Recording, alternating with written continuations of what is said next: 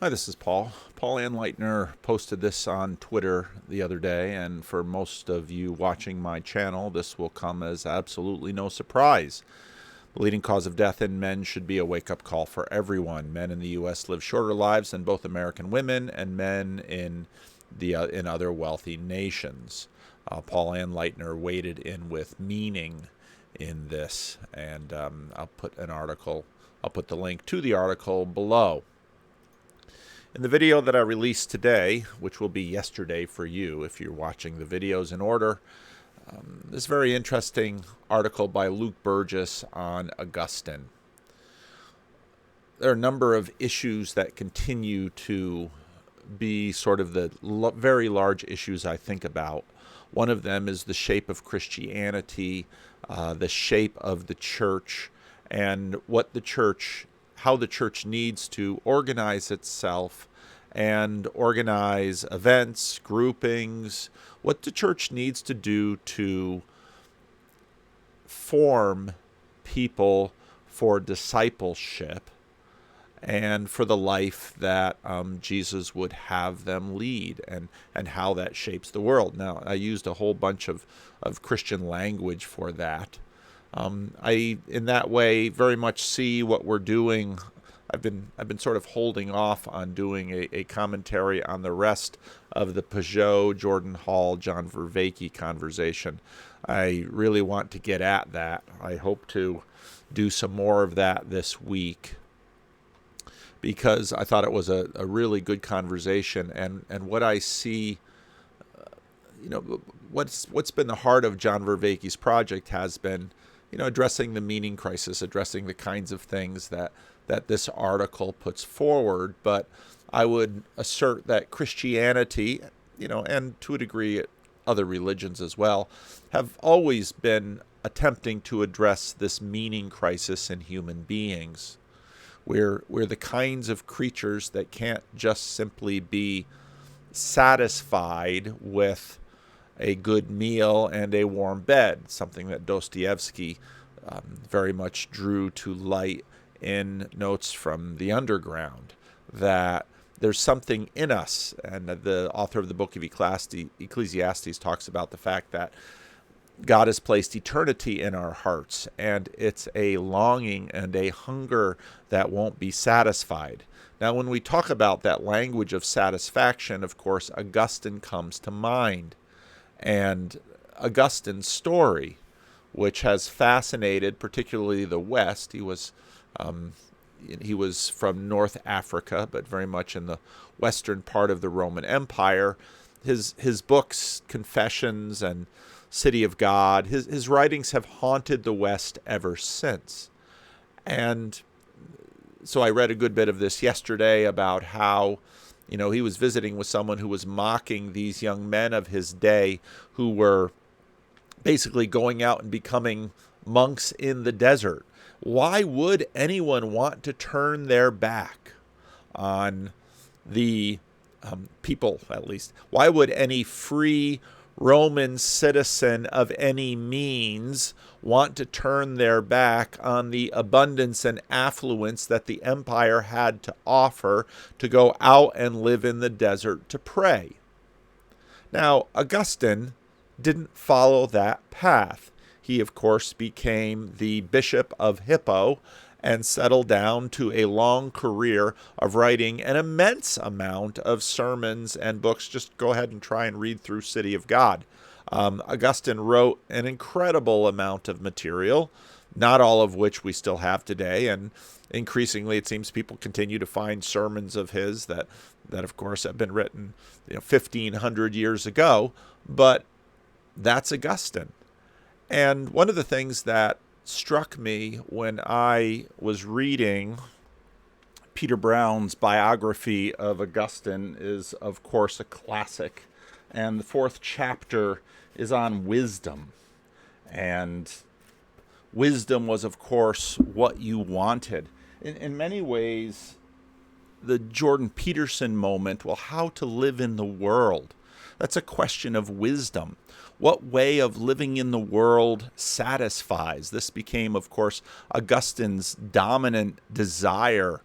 He wanted to be satisfied, and all of the things that this world was offering weren't satisfying him, and he would give anything to be satisfied.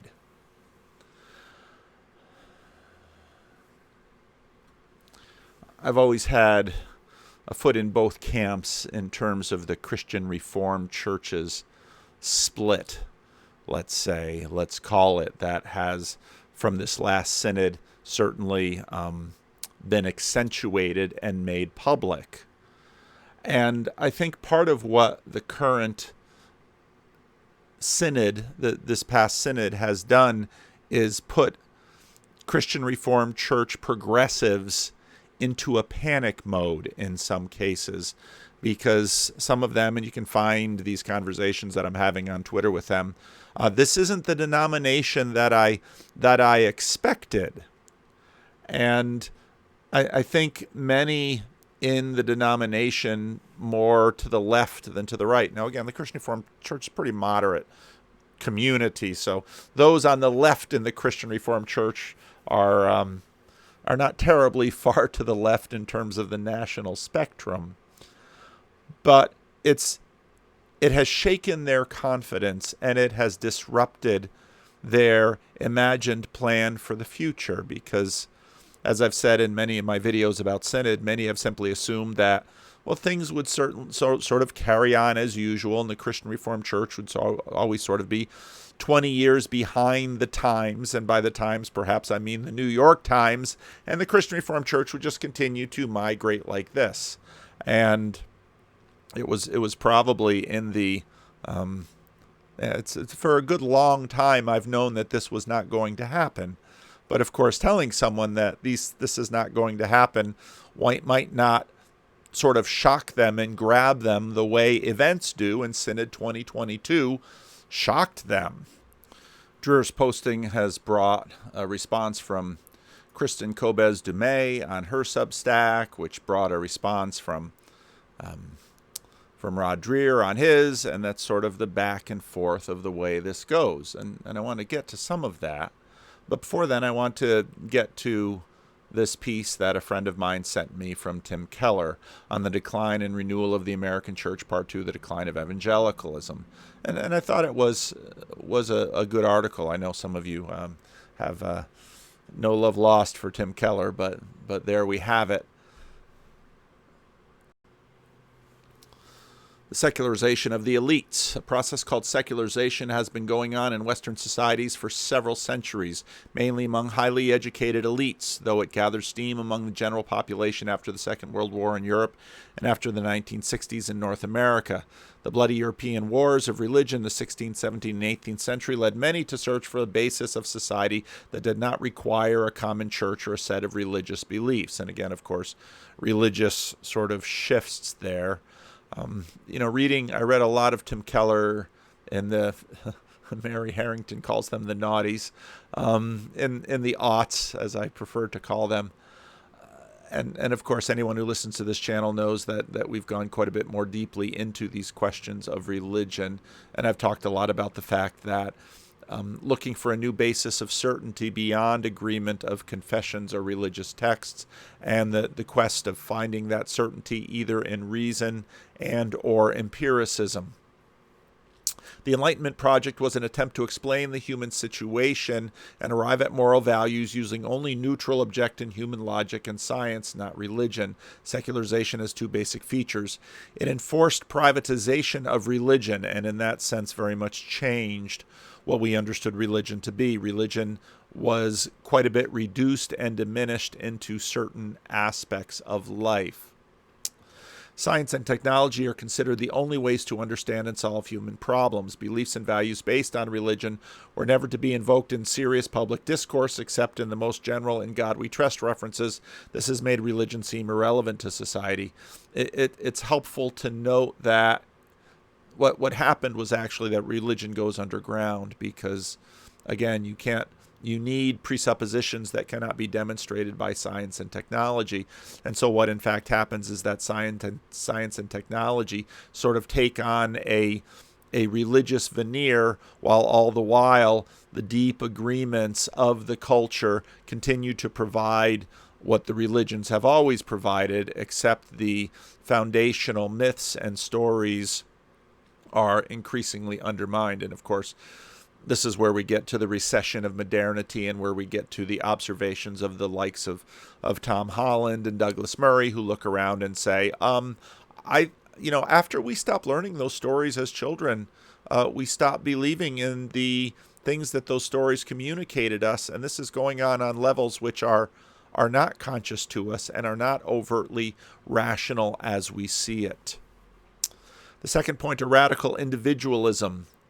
The move from religion to the use of one's reason was accompanied by a move from communities to individuals as the main building blocks of society. And you hear this in Jordan Peterson to a degree, because individualism is pretty big for him. The West developed a view of the emancipated self that must be free to determine its own moral choices. This automatically makes religious norms look like a threat to selfhood. I would probably shift that much more over into focuses on communities. The foreground, the secularization of the masses. The therapeutic view of the self, which now guides our culture, creates the transactional cost-benefit individualism that applies the concepts of the marketplace to all relationships. And that's very much what we've been seeing. Yuval Levin says, increasingly social distrust is not only undermines religion, but all institutions, political leaders, military, colleges, universities, and the family itself.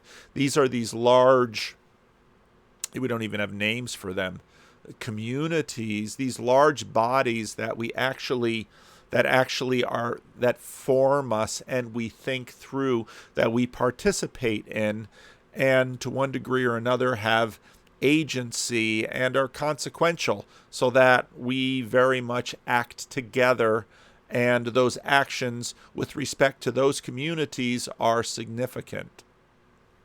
Political polarization of culture and church. People look for religious substitutes such as politics. The two U.S. political parties have changed into almost uniform left-wing and right-wing groupings. The mainline church aligned tightly with the left and the evangelicals with the right, weakening the church's credibility in the broader culture, because churches look increasingly simply mercenary instead of foundational community, creating and forming things. The sexual revolution comes from the belief that sexual expression is central to an authentic identity. And I don't even know if expression is the right word anymore, because maybe even just behavior. Because sexual identity has gotten so ontological for people. In the loss of religious identities, political and sexual identities rush in to fill the gap.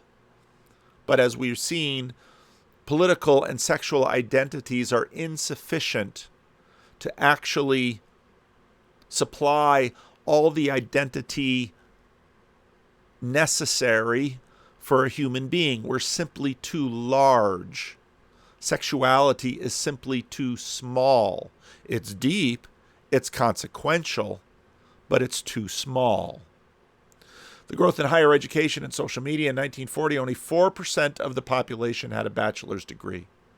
Today, it is over 33%. And if many of you who are watching this think about the percentage of people in your relational circles, you'll get a sense of some of the major divides we have, which are not really accounted for in the political splits or many of these other splits. That's part of the reason we see the fracturing. Secularization originated in the intellectual classes, and the academy now exercises greater influence in society. That certainly is true. The failure of the Enlightenment project. The result of individualism of the Enlightenment has been the decline of all human communities, institutions, neighborhoods, and families. We should throw in technology there. Led to greater isolation, loneliness, anomie, anxiety, and depression. This will not happen all at once. This did not happen all at once. The cultural capital of Christianity continued to provide unity in Western culture for centuries, since the vast majority of population went to church, even if elites were largely secular. Even today, the main values of Western secularism are those derived from Christianity. But as the percentage of the population going to church declines, and as the radical individualism of the West has become more pervasive, the original Enlightenment vision of a society based on secular human reason alone came largely to pass, but it has not led to unity at all. In other words, for years, the agreement based on empiricism and reason, well, this will show us the way. Well, after it was increasingly applied, it is increasingly abandoned.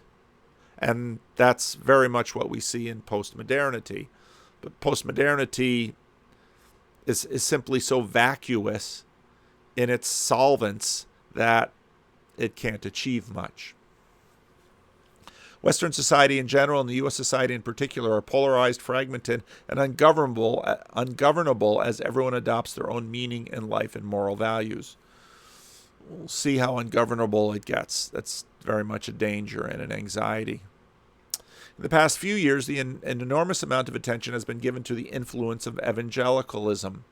One reason for this is that it remains the single largest category of religious Americans.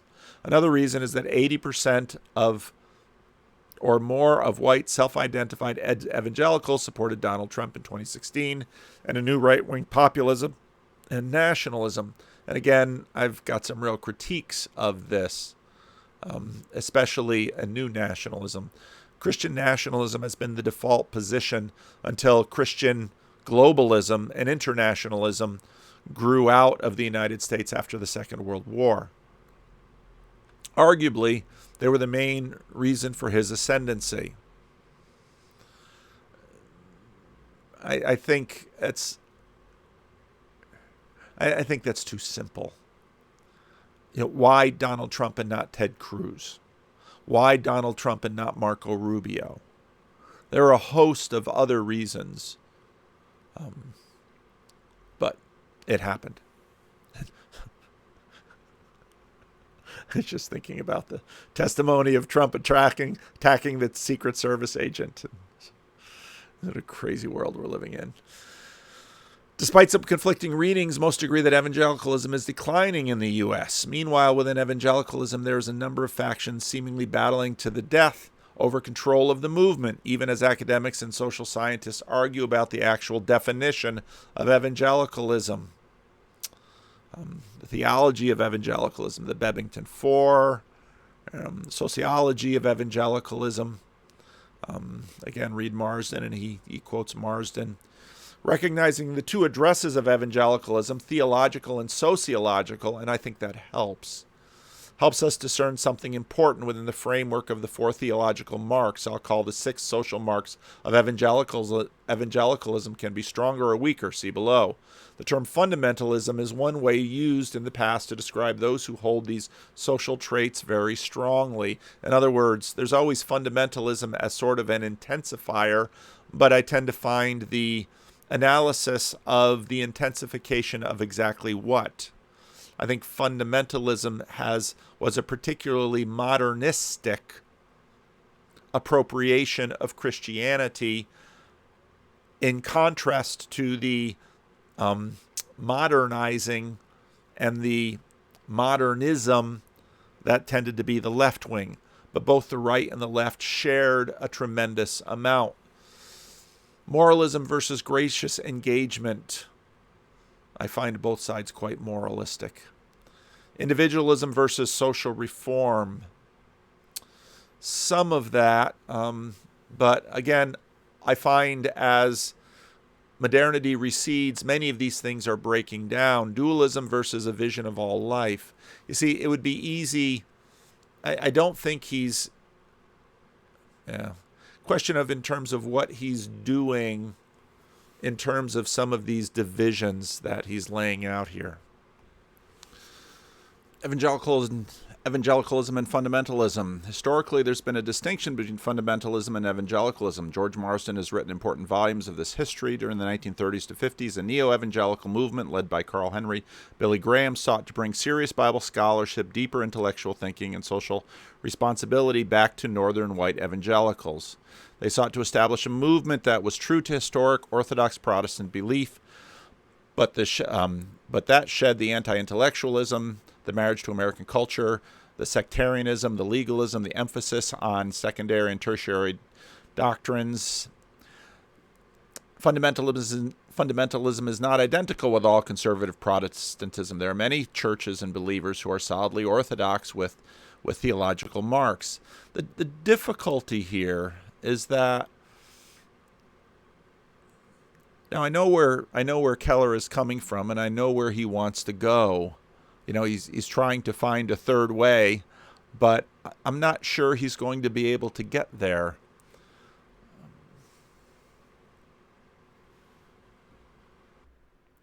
Ecclesiastes 3. There's a time for everything and a season for every activity under the heavens. A time to be born and a time to die. A time to plant and a time to uproot. A time to kill and a time to heal. A time to tear down and a time to build. A time to weep and a time to laugh. A time to mourn and a time to dance. A time to scatter stones and a time to gather them. A time to embrace and a time to refrain from embracing. A time to search and a time to give up. A time to keep and a time to throw away. A time to tear and a time to mend. A time to be silent and a time to speak. A time to love and a time to hate. A time for war and a time for peace. What do workers gain for their toil? I have seen the burden God has placed on the human race. He has made everything beautiful in its time. He has also set eternity in the human heart. Yet no one can fathom what God has done from beginning to end.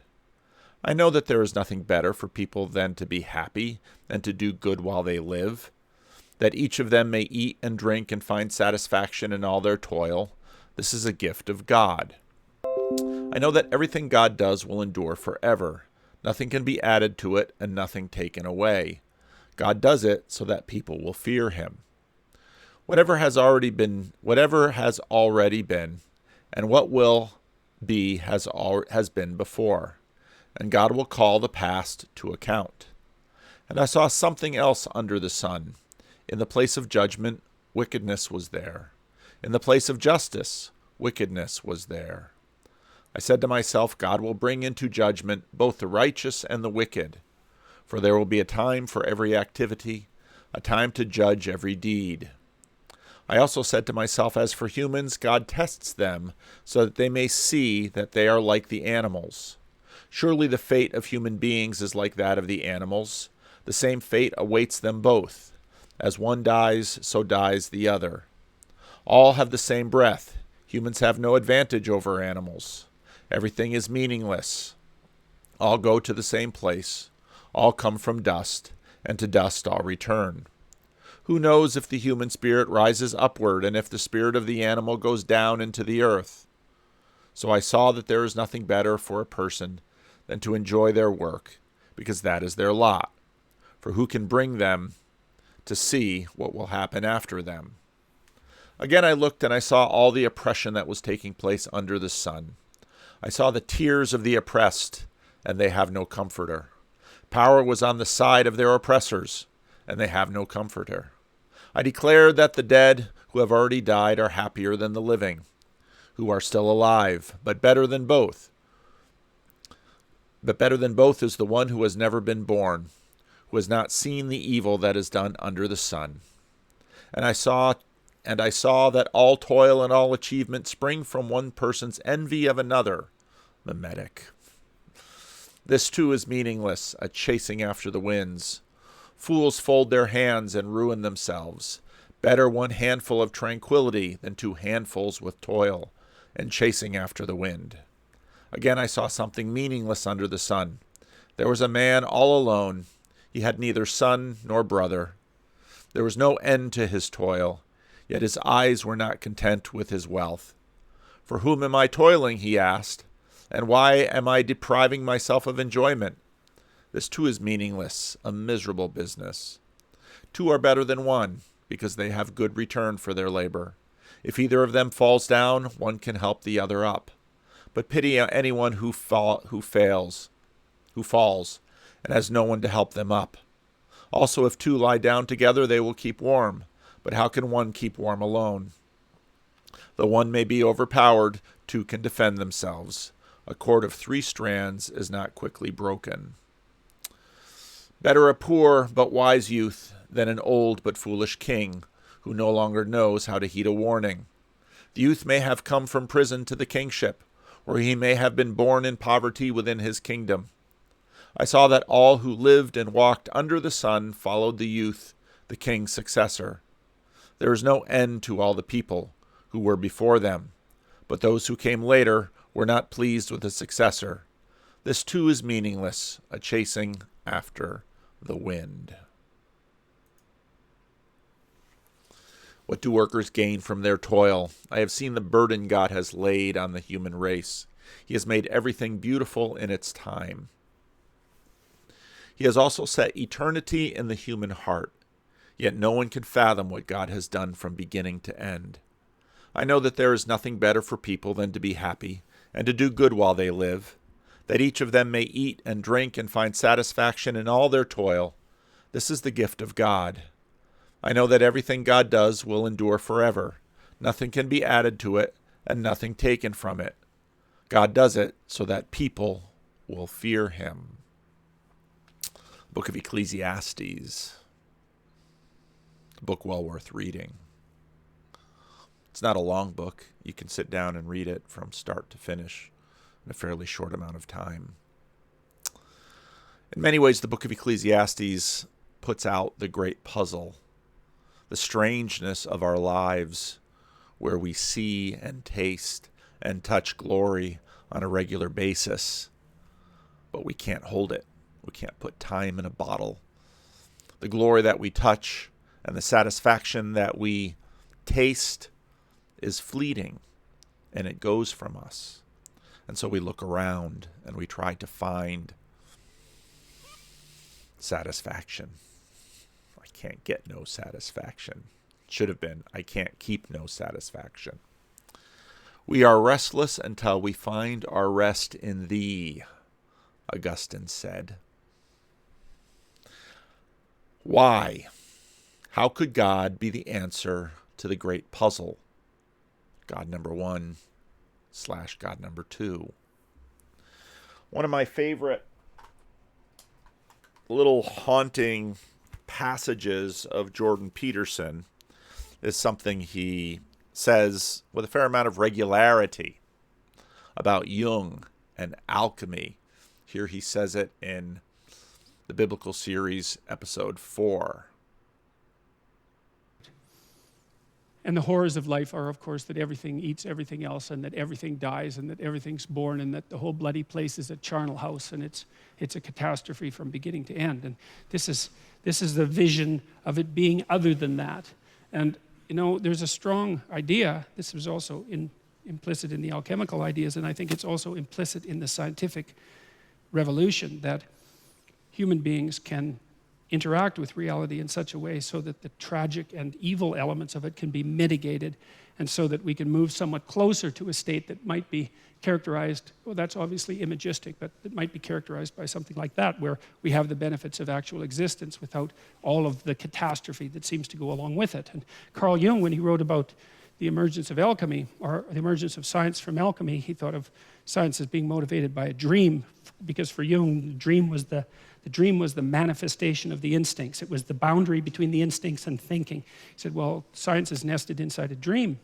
And the dream is that if we investigated the structures of material reality with sufficient attention and truth, that we could then learn enough about material reality to alleviate suffering, right? To produce. In other words, what began as a quest to know God number 1, science also became a quest towards technology by which we ourselves, in a sense, slipping into the role of God number two, can wield our sister and achieve by her the eternity that our hearts desire.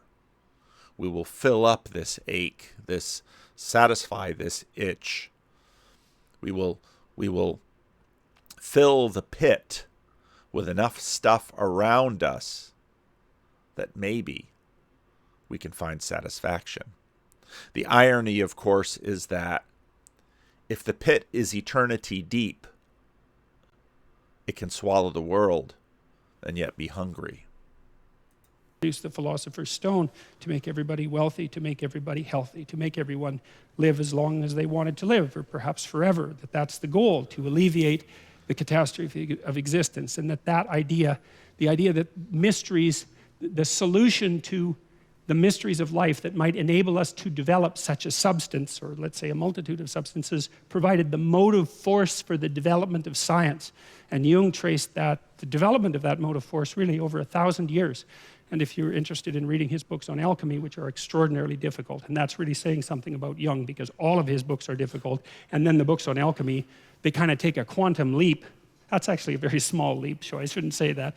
They take a massive leap into a whole different dimension of complexity, but that's what he was trying to get at. He went back into the alchemical texts and interpreted them as if they were the dream on which science was founded. And Newton was an alchemist, by the way. I mean, Jung's hypotheses are certainly well supported by the historical facts. Science did emerge out of alchemy.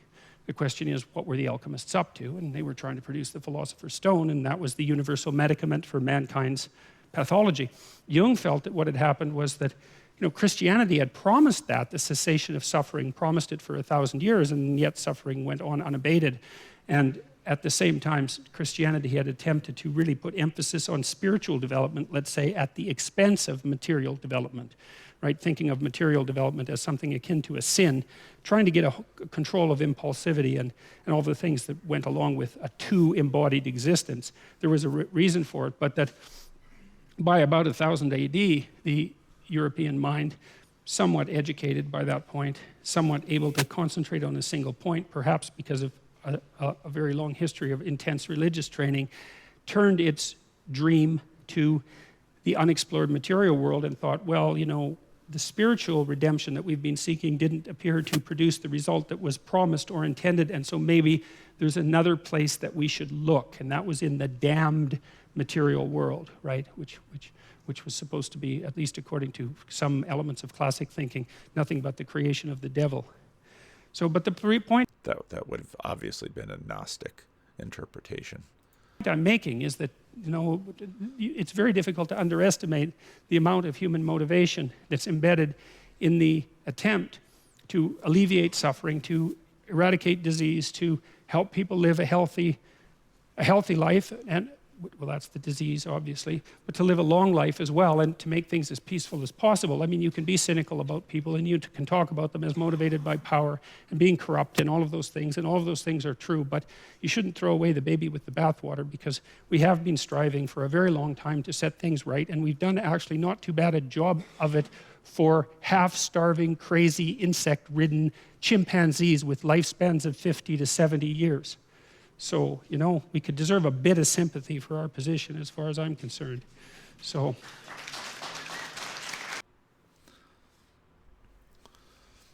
before I made videos about Jordan Peterson from 2006 to 2011, I listened to Tim Keller with similar fervor. In those years, I probably devoured all of the content I could find. I purchased a good many of his sermons online. Of course, Tim Keller is the subject of, he's sort of caught in the middle of the woke wars. Recently, he's posting some larger thinking pieces about secularity and faith and the decline and renewal of the church. Talks about evangelicals, talks about secularity. I've treated this in many, many of my videos. He as he always does, looks for a third way.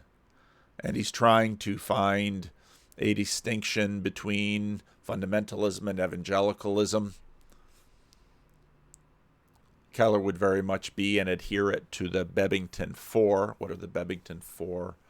The four marks of evangelicalism are belief in the full authority of the Bible as the sole and supreme rule of faith and practice, the necessity of new birth by the Holy Spirit, reconciliation with God through the atoning work of God, not of good works, but the responsibility to share the gospel in word and deed. These distinguish evangelicals from mainline Protestants, Catholics, Orthodox Christians. I don't know. I know many Catholics and Orthodox Christians who would. They get complicated theologically, but it's a good 4 points. And what Keller is very much trying to do is sort of tease out his PCA roots from the fundamentalism that pretty clearly gave birth to the PCA as its Presbyterian Church of America, as it split off of the PCUSA, Presbyterian Church of the USA, which is the mainline church. And in many ways, the CRC and the PCA have something in common. PCA is more conservative if you use measures such as women in office to measure conservatism, but there are innumerable nuanced differences, let's say, between the Christian Reformed Church and the Presbyterian Church of America. Some of those nuances really being built into the cultural differences between the Netherlands, out of which the Christian Reformed Church comes, and the English Reformation, out of which the Presbyterians come. He writes about the decline of evangelicalism and the war that is going on. The United States is slowly running out of traditionally minded Americans to be converted, and the conservative Protestants on the whole are unwilling or unable to reach the highly secular and cultural difference. Traditionally, American cultural institutions produced people who, whether they professed Christianity or not, had beliefs in a personal God and afterlife and moral absolutes.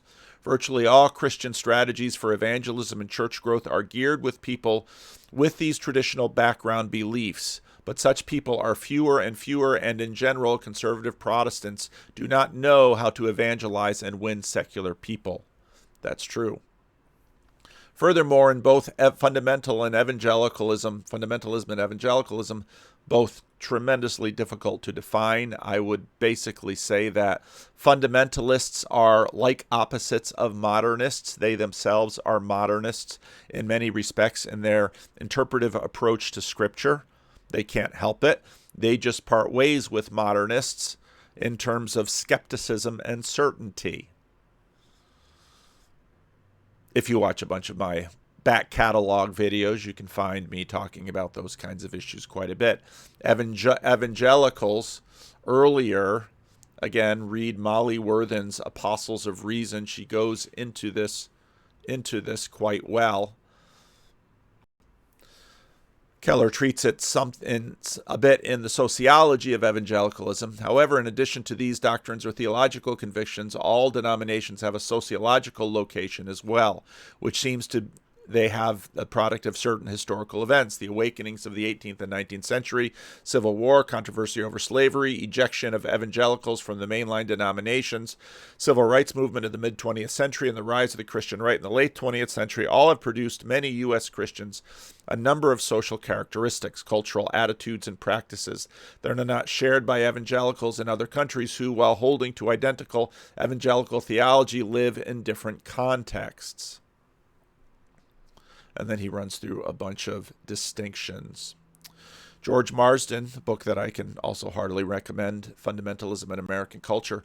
Marsden has written important volumes of this history. During the 1930s to 50s, the neo-evangelical movement, led by Carl Henry and Billy Graham, sought to bring serious biblical scholarship, deep intellectual thinking, and social responsibility back to northern white evangelicals.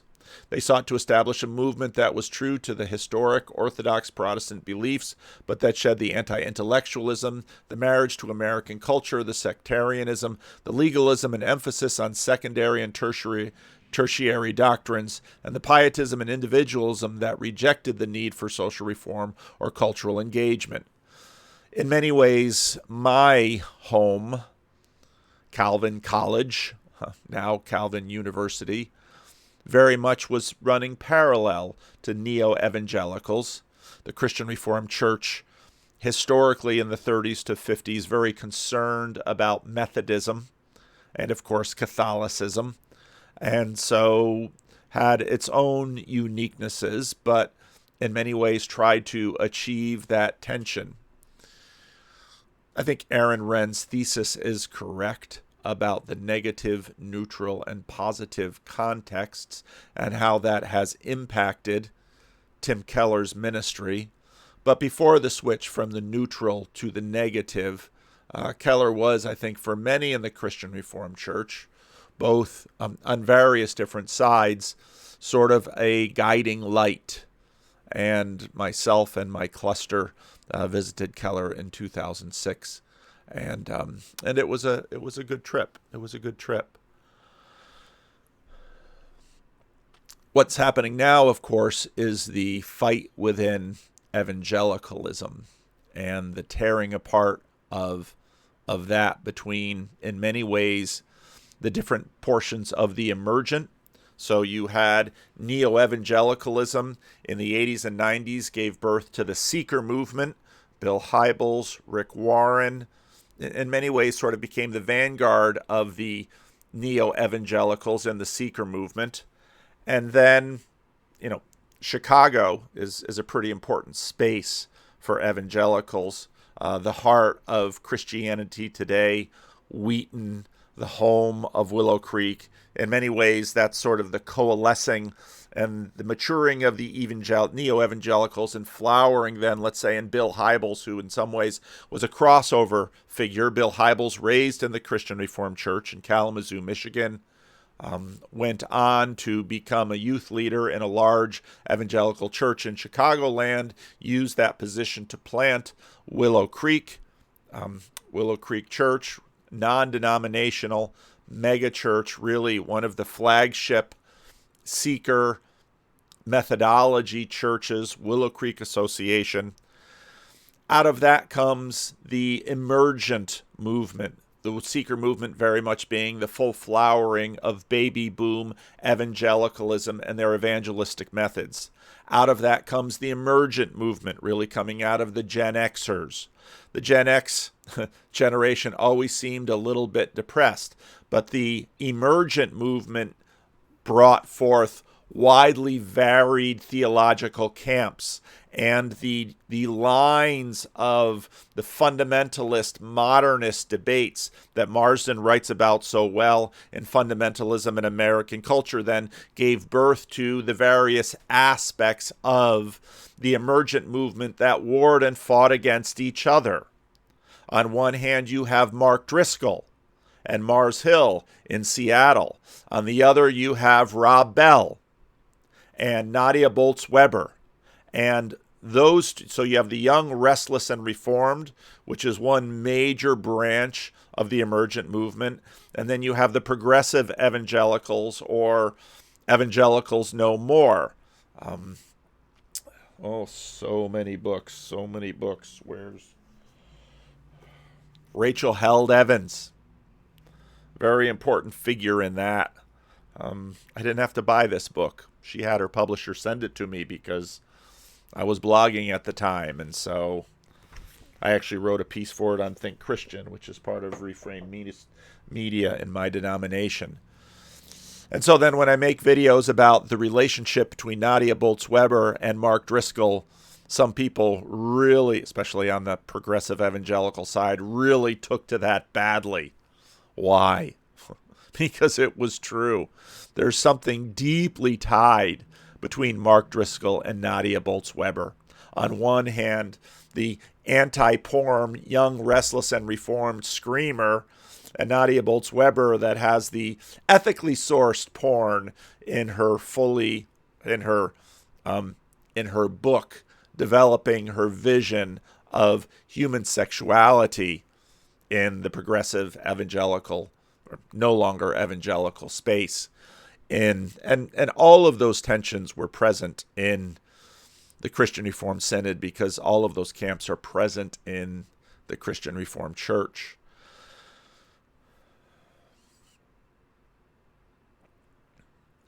Furthermore, in both fundamentalism and evangelicalism, there have been many churches and leaders guilty of spiritual and sexual abuse. Evangelicals are historically prone to steer towards celebrity-driven platforms and loose networks. The lack of accountability has led many high-profile evangelical pastor and church meltdowns.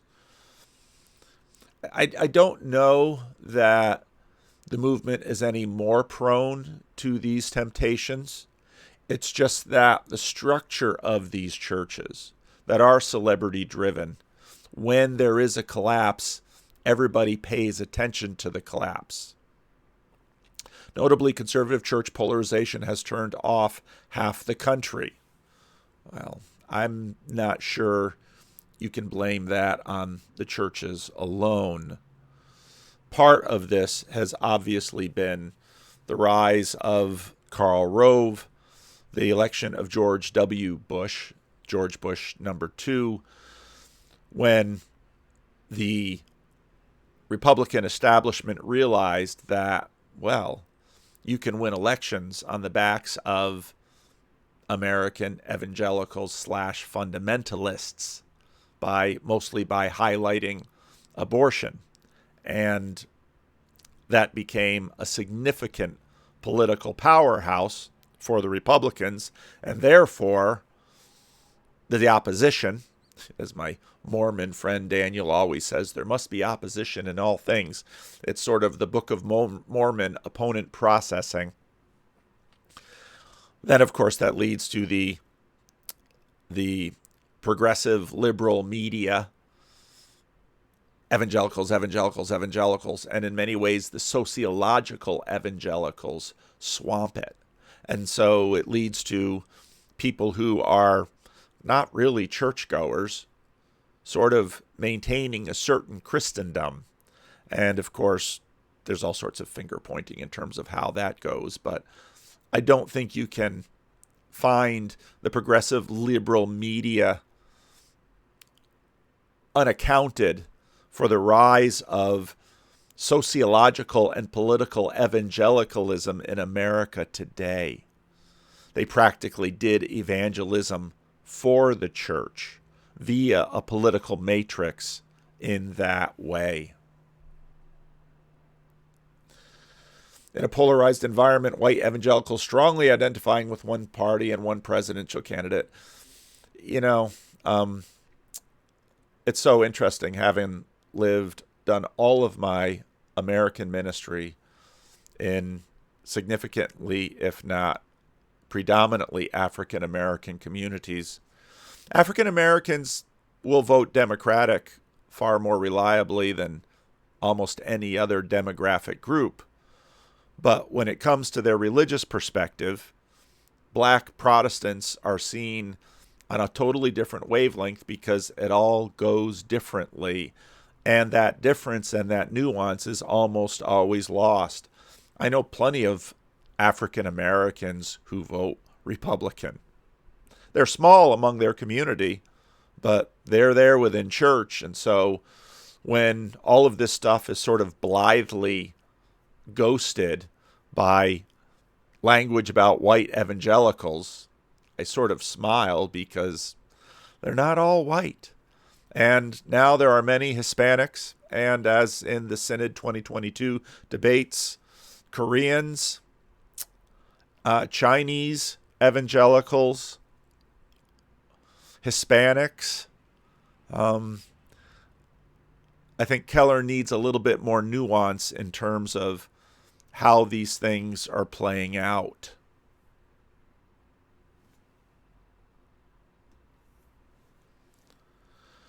Fundamentalism is an anti-intellectual movement, and even non-fundamentalist evangelicals tend towards pragmatism. That's a lot of truth to that. Conservative Protestants lack a model for relating to secular culture.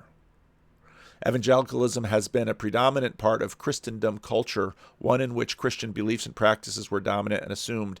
Now that this has changed, evangelicals struggle to find public theology, one that defines how they relate to the larger culture. Now, again, in many ways, my journey left Keller and picked up with Jordan Peterson and Tom Holland, because what I discovered along the way is that secularism is also an aspect of Christendom. It's a child of Christendom, and it's sort of Sunday at coffee sister to pew sitters and churchgoers on Sunday morning, but deeply embedded within the Christian land. Why the decline can be reversed. Keller wants to be positive. The limits of secularism, the strength of global Christianity, the demographics of religion, the subversive fulfillment of chosen religion, the translatability of faith. Christianity, unlike Orthodox Islam and Judaism, has no book of Leviticus in the New Testament, detailing regulations on food and dress and other daily activities not prescribed. Obviously, the procedural. My trip from Chicago to Grand Rapids with my friend Daniel, admonished me to read more in Judaism. And one of the observations that he made was the significant change to the procedural. We've seen that in the movement from seeker sensitivity to more liturgy, at least among the elements of Protestantism in America. Now, part of the reason that Living Stones hasn't joined the other CRC Sacramento church plants in their liturgical revolution of practice is partly because that too skews white, affluent, and educated. In that, look at how the Pentecostals are evangelizing. That's liturgy too. And so there's a lot going on here. It's a little unfair to whitewash evangelicalism and at the same time celebrating liturgy to see just how white the neo-sacramentalism and the neo-small c Catholicism is in the descendants of fundamentalism and evangelicalism and neo-evangelicalism and the seeker movement, without noting that, cultural aspects continue to hold. And then, of course, he goes to Chesterton and the Everlasting Man. Great way to end. One of John Vervaeke's hallmarks of the meeting crisis is domicide.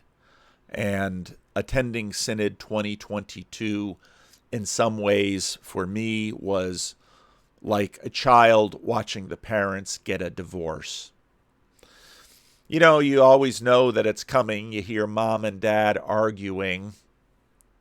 But Synod 2022 was, in a sense, the realization, at least from, let's see, who's going to be the progressive and who's going to be the traditional. Perhaps dad will be the traditional and mom will be the progressive. That's often how it goes, and I think there are some temperamental sex differences in those two categories. A woman that I know watching Synod 2022 sent me a message and asked, were there any women arguing for the traditional side at Synod, or were all the female delegates promoting the affirming side, herself being conservative? I told her, I think there were plenty of women delegates who were on the affirming side. You can have that just by the numbers, but in terms of the voices, no. Most of the voices, not all. Mary Lee Bauma from the Human Sexuality Report was an author of the Human Sexuality Report. But domicide in the meaning crisis. I mean, Calvin College, as it was formerly known, the university formerly known as Calvin College, was in many ways home for me, not only because I spent almost a decade there of my life at college and seminary, but also because it was a big part of my growing up. My parents always made sure we had Calvin sweatshirts, and when I graduated high school, there was no question where I would go next. I would just go to Calvin College because that's what we did, and that's where I went. And so, yeah, Synod 22 was like, in a sense, the synodical body sitting down and looking the child in the eye saying, Mom and Dad are getting a divorce. And it's getting played out, of course, in larger media. I read the beginning, Rod Dreher commenting on it. Last week, the Christian Reformed Church, the denomination that controls Calvin University, stood in front of the woke train yelling, "Stop!" and they stopped it. And of course, because of the success of this book, I remember talking to James Wellman and saying, nobody's reading my book, and I agree with Wellman. Wellman's book is a better book. It's well researched. It's well done. Wellman is no evangelical, as you can hear from my conversation with him and Tripp, but it's well researched. It's solid. I don't find this book as solid. This book, to me, missed the real story of the last 75 years, which, as John Dawes noted on Twitter, is Jesus and John Lennon. That's the real story because, again, if you read Marsden, coming out of the 19th century, American Christian nationalism is the norm. The new thing coming after the Second World War is the Christian globalism and the Christian imperialism. That's the new story, but that story is assumed, and sort of the heirs of all of this stuff that if anybody reads almost any history of Christianity in America before the Second World War, this is just the way it was.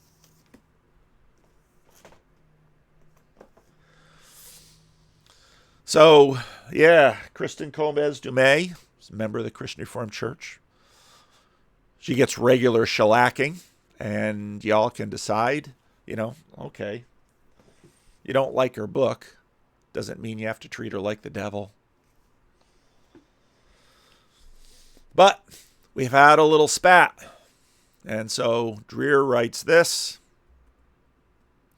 She fires back with, I thought, was especially a fairly accurate. Why can't I get this? Come on, there we go. Get this to scroll. I don't always engage in the screeds of people like Rod Dreher. And what do you mean like Rod Dreher? I've had both of them on my channel. Sit down, son. Your mother and I are getting a divorce.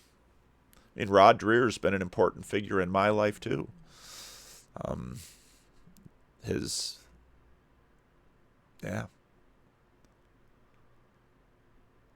They're both figures in my development, because I wouldn't have found Jordan Peterson if it hadn't been for Rod Dreher. And Peterson's been a very helpful figure. I don't always engage in screeds of people like Rod Dreher, but when I do, it's because I think there's something to be learned from them. Stick with me here. This post isn't ultimately about conversations inside the Christian Reformed Church right now, but that's where we'll start. Weighing in on the recent decision of the Synod CRC to elevate the condemnation of homosexual sex to confessional status, Dreher focused on the consequences for Calvin University. Most specifically, he set his sights on me, one of the brightest lights of post-Christian Christianity. Excerpting the lengthy portion of my last newsletter, Dreher offered his prediction of what would happen to Calvin. It's going to lose its rock star faculty. That would be Dumais and Jamie Smith, probably, who, though, when I went to an earlier synod and I noted that the Christian Reformed Church decided to maintain its relationships with a PKN, and I posted that on Twitter. Jamie Smith, especially in those days, used to shoot from the hip from Twitter and sent a rather snide comment about my vote. At that point, I was too liberal for him. I suppose I'm now on the other side. I don't know. I think my cake has been baked for a while. How much have I changed? I'm not sure. It's going to lose its rock star faculty, but it's probably going to remain Christian. These liberal faculty are going to go on to greater things professionally and be able to dine out on how they were badly treated by the homo-hating fundagelicals at Calvin, but the CRC has taken a brave and unpopular stance for the gospel. God sees. Yeah, there's a lot to unpack there. Almost immediately after I did one of my videos, a close friend of mine, who I want to get on the channel at some point, said, no, most Calvin staff don't have the options of Kristen DeMay and Jamie Smith, and will sort of take the gravamen posture. What's a gravamen? In the Christian Reformed Church, in confessions, if you have a significant difference with the confessional statements of the Christian Reformed Church, there are two possible paths you can take. One would be to file a public gravamen, which would be basically to state that you're in disagreement with something. Post-Synod 22, a number of people could file public gravamen appealing the decision of Synod 2022 in its reading of Heidelberg Catechism Question and Answer 108. Many, given the fact that the vote wasn't even close, that doesn't look promising in terms of outcomes. Many could take a private gravamen, which basically would mean that they would note to their supervising institution. In the Christian Reformed Church, I don't know who actually supervises Calvin faculty. Do their home churches? I would imagine that would be, but I'm not sure. So you can clean that up in the comments section, anybody who knows. But you basically file and say, I disagree with this aspect of the confession. And the deal is you don't get disciplined for your disagreement. But the other side of that is you also don't teach against the position of the church.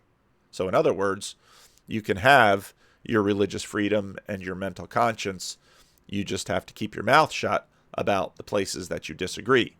That's the deal.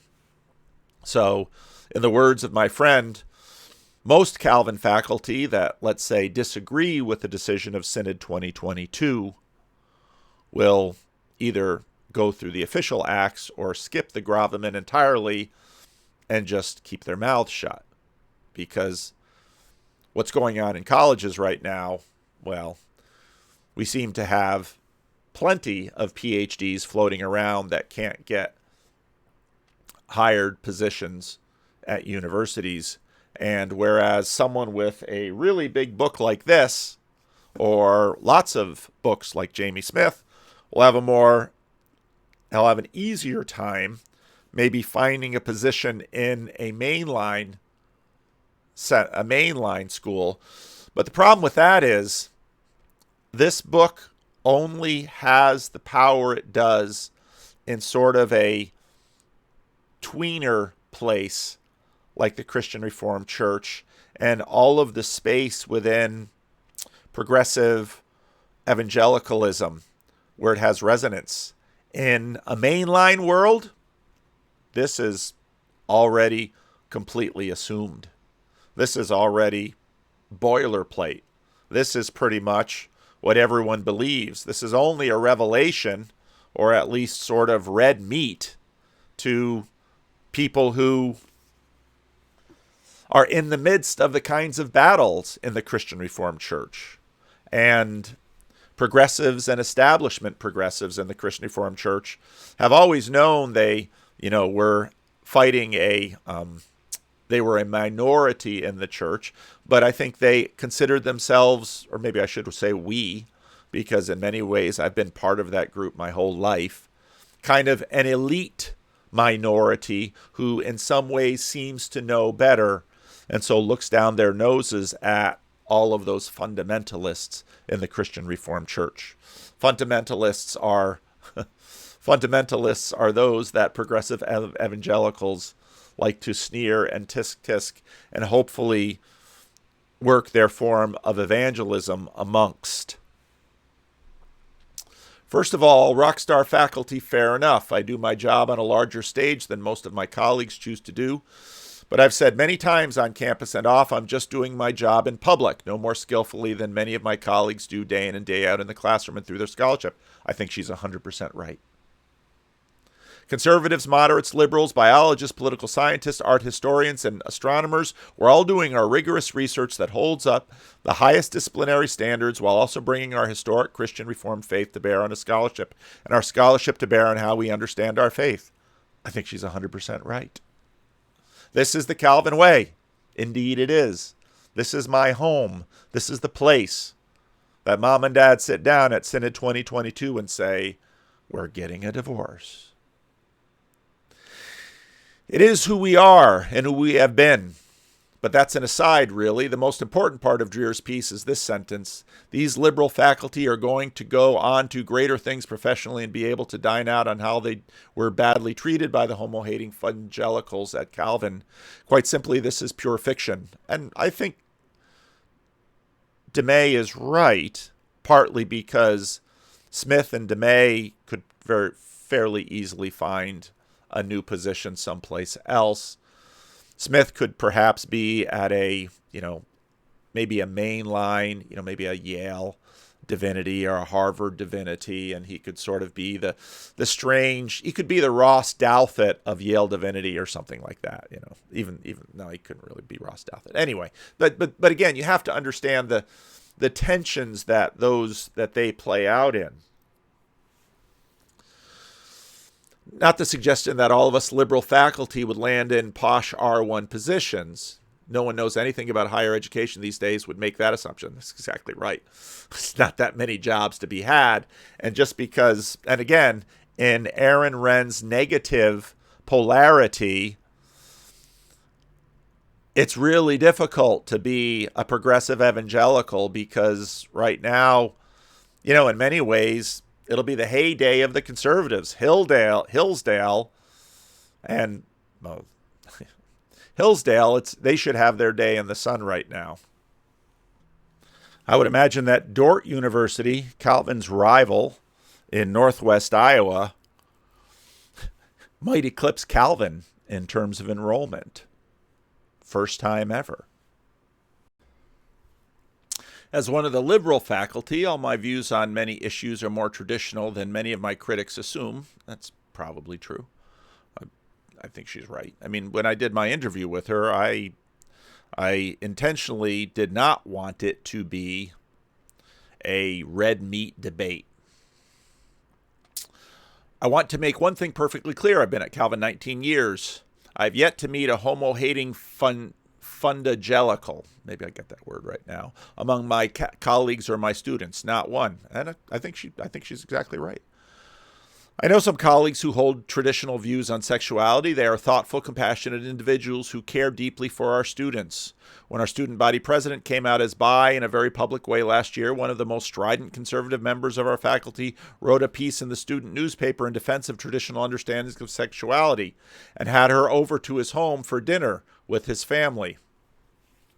I know colleagues who hold the traditional view but are deeply troubled by the struggles of our LGBTQ students, by the statistics that are presented on suicide and the loss of some of our own in this way. Colleagues who, when it comes to teaching and mentoring our LGBTQ students, have two primary goals: keep them alive and point them to Jesus. I know conservative colleagues who believe the traditional view is in accord with the historical Christian faith, but who have deep respect for their colleagues whose study of the scriptures, disciplinary scholarship, and personal experiences have led them to a different conclusion.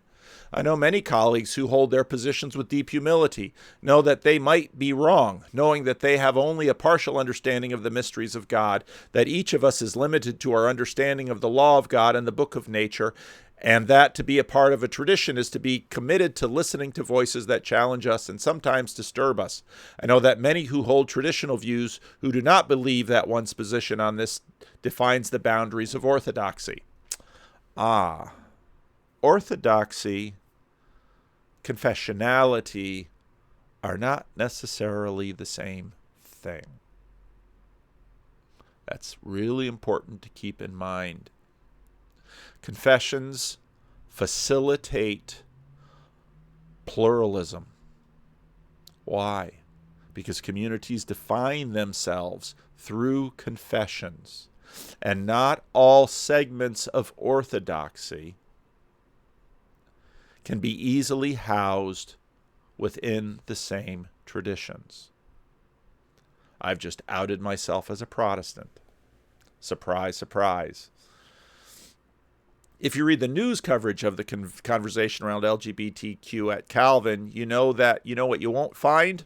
Homo-hating fundagelicals. You also won't find any post-Christian Christians, although you might meet one or two LGBT folks who felt that they have no choice but to walk away from the faith. Yeah, that no choice business, that's a tough one. Because, well, I don't know.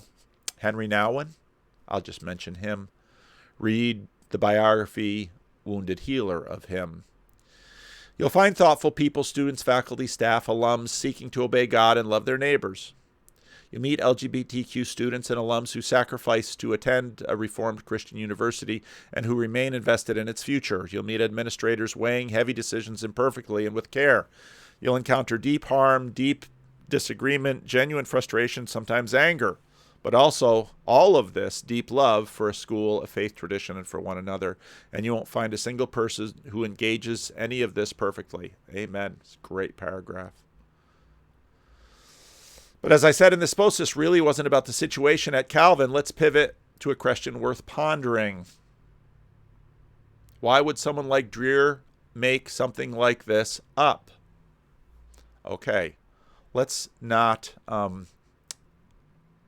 do to Dreher what we or some or she believes Dreher has done to her. I don't think Dreher is making this up either. Dreher obviously does not see Calvin University at the definition of Kristen Kobes Dumais, or that I do. We are close. We are part. We see the nuance. We see the complexity. Dreher is far away. He sees low resolution, yes, no, binaries here and there. There's a lot of these simple binaries that are being tossed about, and whereas the first part of this I think is very clear and accurate and true, there's real issues going on here. I don't know that part of my critique of this book is that in many ways it should sort of be parallel to a lot of what Dreher does. The only thing is, what Dreher is doing is what he says he's doing. It's a blog. This book, again, I think this book, when I read the subtitle of this book, I was really excited to read this book. How White Evangelicals Corrupted a Faith and Fractured a Nation. I wanted to see this subtitle justified. And again, I think the book misses the real story. Because if 175 years after the Civil War, we found John Wayne American evangelical fundamentalist Christians in America, it would come as no surprise. Again, read Marsden, read any history and understanding of the relationship between Christianity and American culture that comes out of the Civil War. Have you ever listened or read the lyrics to the Battle Hymn of the Republic? It's all there. What is the new thing that emerges? I've treated this through some of the main line. It's the main line. Again, this book only works in the tension between the main line and the evangelicals. Put this over in the main line, and it looks like weak sauce. They're casting lots more stringent things. So there it is. And so the problem isn't that Dreher doesn't understand Calvin. Yeah, that is a problem. Did Dreher straw man Calvin in his low-resolution vision of things? Sure. But then there's this, and this is a book length. And Dreher had a blog. So then Dreher responds with Mary Harrington and Mary Harrington's tweet. Oh, let's find it.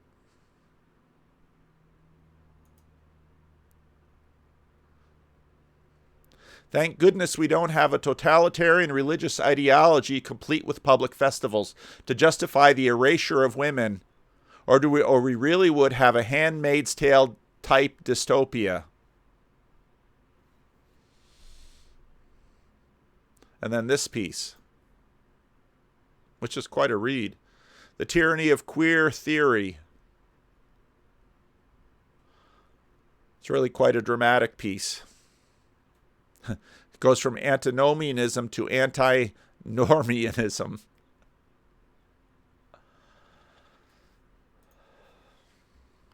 Dreher also links this review of Jesus and John Wayne, and I think it's quite a devastating review.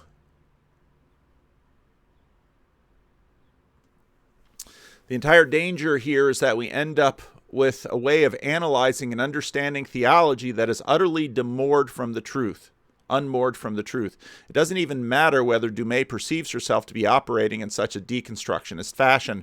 Her method sets aside the difficult work of determining truth and replacing it with a cheap substitute of speculating about people's perceived interests and motives. Searle describes the danger of critique unmoored by the search of truth. What are the results of deconstruction supposed to be? Characteristically, the deconstructionist does not attempt to prove or to refute or to establish or to conform.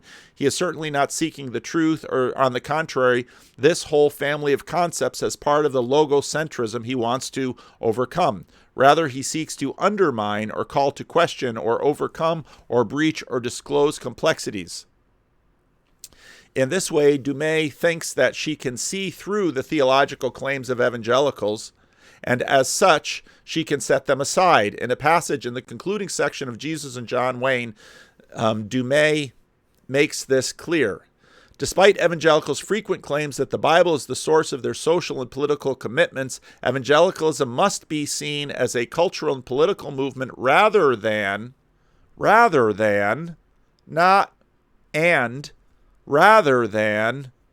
as a community defined chiefly by its theology. Evangelicals' views on any such given issue are facets of this larger cultural identity, and no number of Bible verses will dislodge the greater truths at the heart of it. This literally can't be argued with. Nobody can argue with this because any evangelical who disputes Dumais' account of faith is beholden himself to facets of evangelicalism's larger cultural identity, unable to see the truth of this situation. It does not matter that evangelicals will say in response, it does not matter that they sincerely believe. She will tell them that they misunderstood evangelicalism as a phenomena. She will entertain only these arguments that accept her framework and dismiss any theological attempts, because evangelicalism is not defined by theology, no matter what evangelicals themselves claim. And this is exactly what happens once the reader realizes that this is what Dumais is up to. I don't know if she realizes it or not, because the problem is, once you make this move, you can't make the arguments that she just made in her blog defending her people, because anyone can play that same card on them. Well, all those Calvin faculty, they're just blinded by their Dutch Reformed orientation. They're just working through, it's the complete abdication of argument for cynicism. She simply ignores evangelicals' own claims about what drives him and decides to analyze evangelicalism through the lens of cynicism. She deconstructs. Dumais' slanders are casual as they are broad. As evangelicals begin to mobilize as a partisan political force, they did so by rallying to defend family values. But family values politics was never about protecting the well-being of families generally. In other words, you're assuming the motivation, or that the people feel a motivation, but there's a deeper level of agency going on beneath the surface, of which the people's felt experience of defending family values and all the data points and elements that they saw, which they believed motivated themselves, that was all illusory. There was a different spirit underway, basically taking out the agency of the people, of the community, in fact, destroying our connection with any agency in history. Fundamentally, evangelical family values entailed the reassertion of patriarchal authority at its most basic level. Family value politics was about sex and power. Got that? DeMay tossed aside the evangelical stated motivation about caring for families. The pro-family reader is told this real concern is sex and power. This is pure Foucault. Foucault is famous or infamous for arguing that claims to truth about a given topic are often masks for power seeking. They certainly can be. But are they always? Oh, only for my enemies and not for me. It's a game that's not worth playing because it's a game that has no point to it. Because you're just talking to the little AI bot we call a human being, and deep spiritual forces underneath are having their way, and they're disconnected from the little talking head. The elephant is moving, is being moved by the grand spirit beneath, and the little talking head is just simply disconnected. So paying no attention to the man behind the curtain. Son, sit down. Mom and Dad are getting a divorce. Synod 2022. But this divorcing isn't limited to the Christian Reformed Church. There must be 50 ways to leave your lover. This morning, I wrote a Substack about this. Steve Skojek, who was introduced to me by Cale Zeldin, was a traditional Catholic who has left the faith. It's a really poignant piece. In reply to my recent post about the Supreme Court overturning Roe, in which I mentioned that my reason for opposing abortion is not inherently religious because I am no longer inherently religious, I received the following message from Mark. Briefly on Roe. F you, Steve. Get the psych therapy you need and stop droning on how you broke away from your faith. God bless, Mark. In other words, F you, God bless. I reflected for a moment on the fact that when I would get an obnoxious emails while running my traditionalist Catholic publication, I could never really let it fly in my response. If I did, whatever I said would likely appear as a screenshot in some Catholic gossip site, and I'd be raked across the coals by my purity spiral squad for my language, my uncharity of my tone. Gratified that I'm no longer bound by such constraints, I replied, F you right back, Mark, and twice on Sundays. I opted to leave off the God bless. The obvious ironic humor in this exchange aside, it underscores a real problem. Christians who act like total jerks to people who don't share their beliefs only deepen the conviction of their targets that religion isn't transformative in a positive sense and is thus not deserving of being taken seriously. Worse, it actually makes religion less appealing. Before I go further, let me take a moment to clarify a couple of things about why I say I am no longer religious. I don't mean to beat a dead horse, but as a guy who is most known and a very committed religious writer, I think this merits a certain amount of repetition and explanation. A lot of people are still unsure about where I stand, and frankly, it feels pretty weird to me as well. So it helps my clarity of thought and self-awareness just to lay it out. To say that one is an atheist is, in my opinion, to make a profession of faith. An atheist says, I believe firmly with conviction that God does not exist and I will live my life accordingly. In my opinion, this requires a leap of faith as big as saying that God does exist and that you know lots of detailed things about him. Both positions claim a certitude about the state of existence and nature to be outside of our grasp. We can't know what we can't know, but some do claim to know it one way or another anyway, and I can't subscribe to either camp.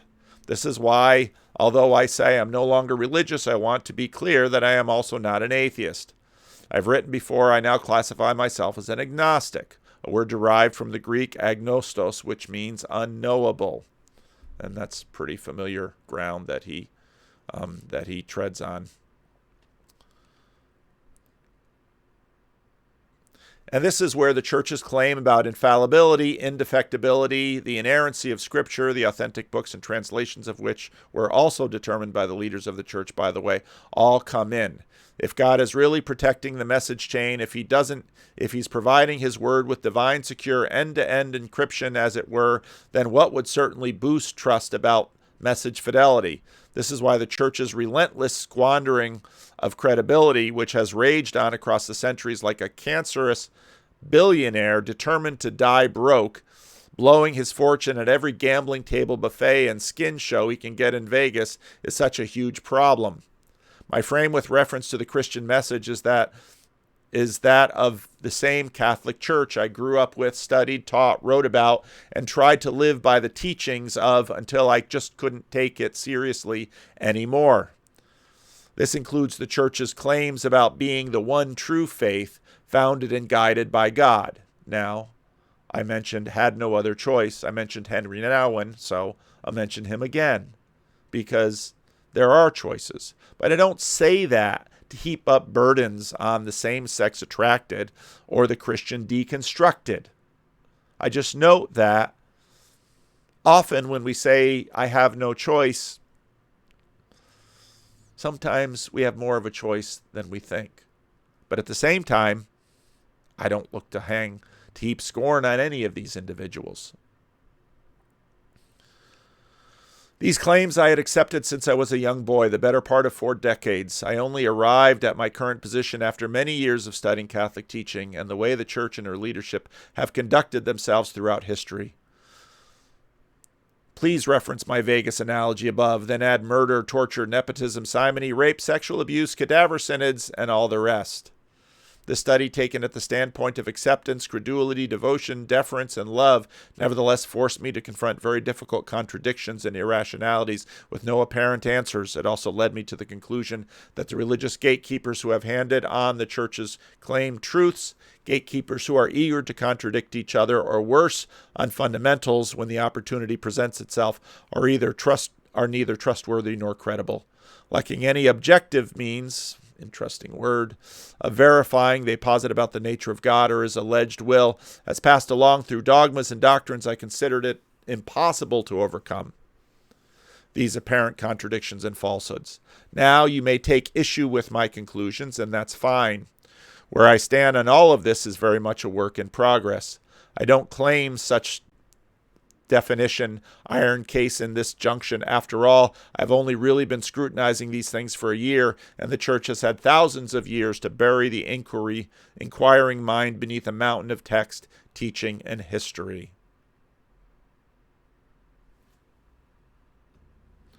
So this is my Substack. Why should a pastor continue to find a strange fascination and even love for pieces like this?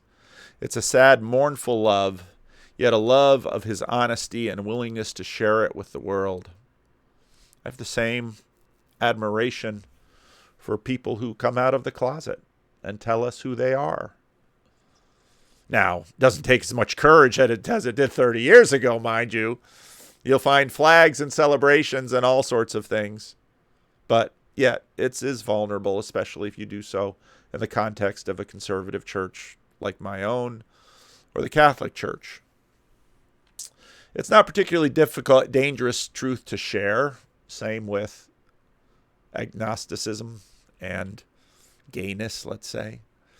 There are many who cheer when someone walks away from the church and the faith. I'm certainly not cheering, though really neither is he.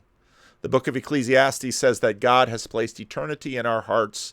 Neither our hearts nor this world are able to contain eternity, resulting in an ache, a restlessness, an itch that we can't seem to fully scratch. I doubt I could have ever written the previous sentence if it hadn't been for the great Catholic who wrote the most famous about the itch that can't be scratched, Augustine. Read Luke Burgess's The Directional Language of the Interior Movement. Augustine did not leave his concubine and son, but he did seek a chaste life. He didn't go into the desert and live like St. Anthony. He became a bishop in a city in North Africa and wrote and wrote and wrote, and we're still finding his writings. John Vervaeke talks about domicide as part of the meaning crisis. It is your loss of your home. Part of the specific trauma of the Christian Reformed Church these days is domicide, the loss of home. What comforts me is Hebrews 11.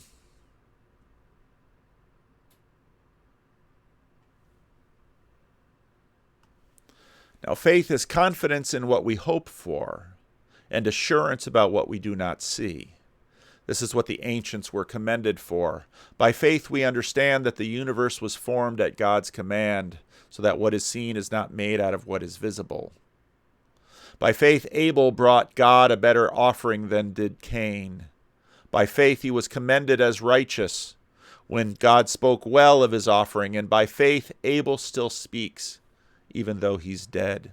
Speaks with Jordan Peterson. By faith, Enoch was taken from this life so that he did not experience death. He could not be found because God had taken him away. For before he was taken, he was commended as one who pleased God, and without faith it is impossible to please God, because anyone who comes to him must believe that he exists, and that he rewards those who earnestly seek him. By faith, Noah, when warned about things not seen, in holy fear built an ark to save his family. By his faith, he condemned the world and became heir of righteousness that is in keeping with faith.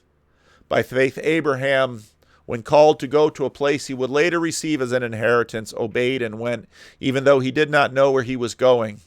By faith, he made his home in the promised land like a stranger in a foreign country.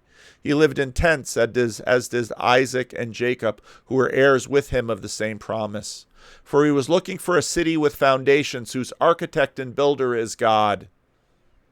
And by faith, even Sarah, who had passed childbearing age, was enabled to bear children, because she considered him faithful who had made the promise. And so from this one man he was as good as dead, came descendants as numerous as the stars in the sky and as countless as the sands in the seashore. All these people were still living by faith when they died. They did not receive the things promised. They only saw them and welcomed them from a distance, admitting that they were foreigners and strangers on earth. People who say such things show that they are looking for a country of their own. If they had been thinking of the country they had left, they would have had an opportunity to return. Instead, they longed for a better country, a heavenly one. Therefore, God is not ashamed to be called their God, for he has prepared a city for them. God has placed eternity in our hearts, and eternity in our hearts is something that you can't fill with anything less than eternity. So we vacillate from trying everything to nothing. And I mean that. Everything. And then fill it with nothingness. Once we try to shovel as much as everything through, and you notice that an eternity-shaped hole cannot be filled by everything not eternal, then suddenly, well, let's just fill it with nothingness then. It doesn't seem to work either. We want to have God until we realize that we need to be had by God. Now there's a koan for you. God placed an itch in our core that we will look for him and be satisfied with nothing less. And everything else in creation is, of course, less. It increases the itch because we see in creation's glory the source of what will satisfy us. Augustine was obviously all over this. We long for God number one and God number two. As a pastor, an ecology of practices, of communal practices, is important for me. Part of what made Steve Kojak's piece so interesting to me is that for many, the answers are, well, I thought going trad and all of its manifestations was the answer. And that might be Orthodox, it might be Roman Catholic, it might be really conservative Protestant, it might be paleo, it might be organic foods at Costco. Anything really ancient must be the answer to the meaning question. Well, I think the ancients certainly are helpful. The Orthos claim to have it in their liturgy already.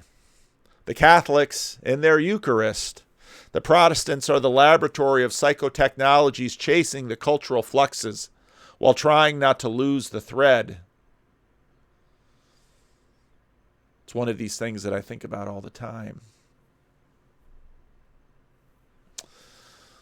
Estuary and the narthex. What is a narthex?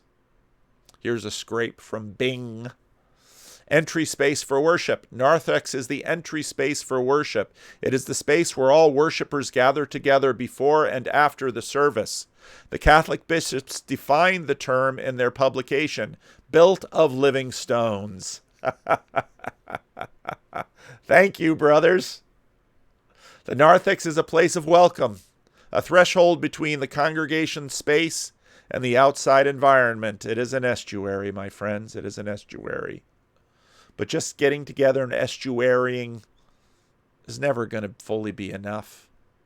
It has that itch in it, as does all of our worship. I love the fact that the conversations in this little corner of the internet are in some ways circling the drain, but in a good way. Jonathan Pageau's conversations with Jordan Peterson, his most recent one. Attention, celebration, communion, embodiment, everything's there in this little corner of the internet. John Vervaeke is looking for practices, and he's working them. We have estuaries building the narthex. But finally, fully, the closest we get in this life to God is meeting him in worship. Now that includes the liturgy. It includes the Eucharist. Of course, the Protestants are working their musical psychedelics, bringing us into the throne room of God. The Orthodox are using their liturgies and their cathedrals and their monasteries and all of those things in their menu of practices, as are the Roman Catholics. Here we are together. We're working the system. Led Zeppelin building a stairway to heaven. Well, she's building a stairway to heaven. Well, we just keep trying to build that Tower of Babel, don't we?